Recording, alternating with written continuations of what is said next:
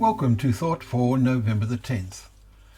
Our readings are taken from Ezra chapter 5 and 6, Hosea chapter 7 and Acts chapter 25 and 26.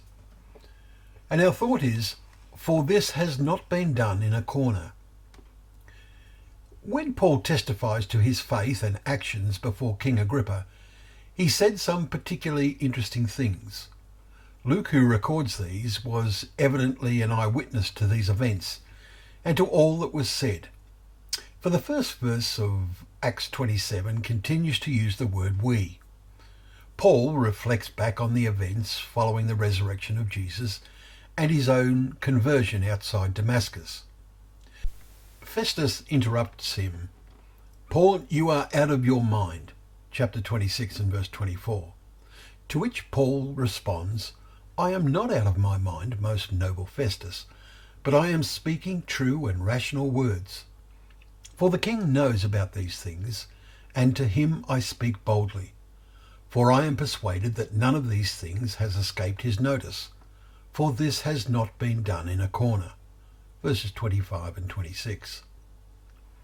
The last phrase means that these events attracted a lot of attention. They became widely known. Many records outside the Bible illustrate the impact that the Christian message had on the ancient world.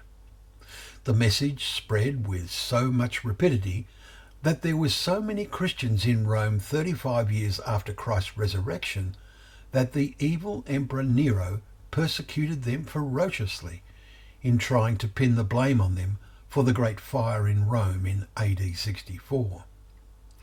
This is testified by the Roman historians Tacitus and Suetonius. Truly the events in Jerusalem and its climax in the life, death and resurrection of Jesus Christ had not been done in a corner. The world was forever challenged and changed as a result. As the message spread and the significance of those events sank into thinking minds, the religious attitudes in the world were turned upside down. Acts chapter 17 and verse 6.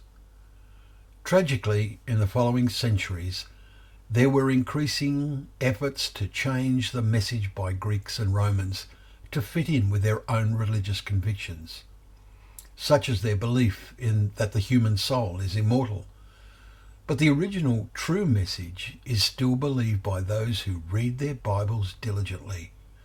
But the lack of such today shows we are in the predicted era when scoffers will come in the last days with scoffing, following their own sinful desires, as Peter describes in 2 Peter chapter 3 and verse 3. Human beings are at least succeeding in persuading themselves that these things were done in a corner and can be ignored. What a shock they are in for. The 11th hour is here. May we all be aware and awake. Well, thank you once again for joining us for Thought for the Day, where together we can open up the pages of God's Word, remembering that they are a lamp to our feet and a light to our path.